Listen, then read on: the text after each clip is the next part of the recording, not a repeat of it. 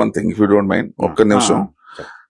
London యూనివర్సిటీలో corruption మీద ఒక డిస్కషన్ డిబేట్ జరిగింది.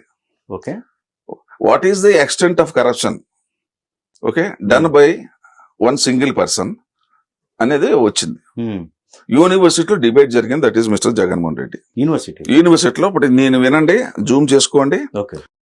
There's a different but associated problem, which is extreme corruption.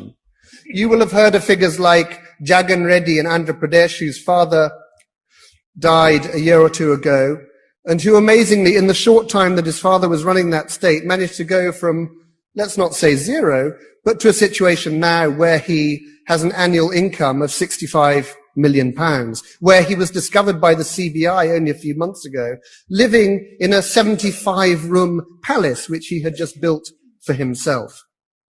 Now, this problem of corruption is not something that is only comical for the people at the top of the pile.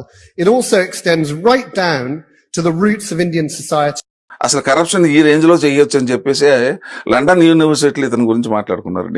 ఇంకా నేను అనుకోవడం మీరు నేను మాట్లాడే దాని గురించి ఏం